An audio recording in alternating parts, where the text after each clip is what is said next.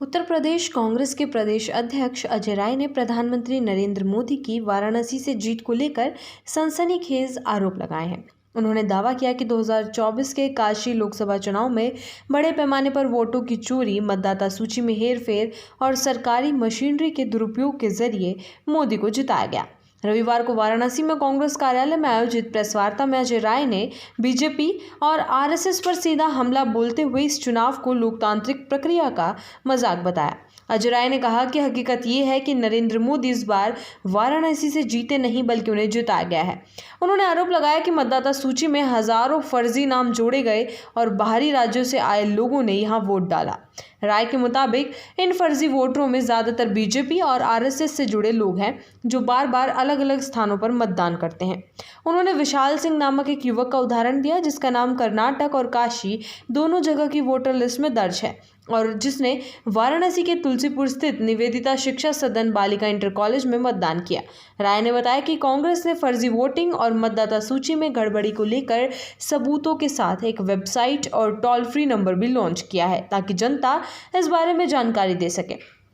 उन्होंने कहा कि नेता प्रतिपक्ष राहुल गांधी ने संसद में जिस प्रकार से संगठित चुनावी हेराफेरी के सबूत पेश किए, उससे साफ हो गया कि बीजेपी ने इस बार चुनाव जीतने के लिए लोकतंत्र को बंधक बना लिया। अजय राय ने चुनाव आयोग की भूमिका पर भी गंभीर सवाल उठाए। उन्होंने कहा, पूरा खेल चुनाव आयोग की नाक के नीचे हुआ और अफसर बेखबर रहे। उल्टा आयोग विपक्ष को डिजिटल वोटर लिस्ट तक देने से इनकार कर रहा है।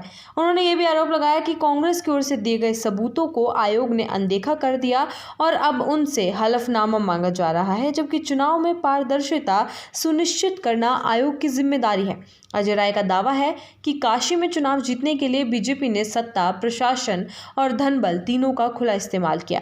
उन्होंने कहा कि कई राज्यों के मुख्यमंत्री, राज्यपाल, केंद्रीय मंत्री और पूरी बीजेपी कैबिनेट वाराणसी में डेरा डाले रहे।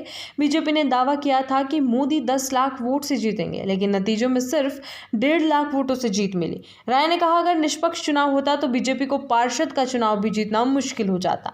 प्रेस वार्ता में अजय राय ने चुनाव आयोग से 8 सवाल पूछे, जिनमें मुख्य रूप से पारदर्शिता और निष्पक्षता पर सवाल खड़े किए गए।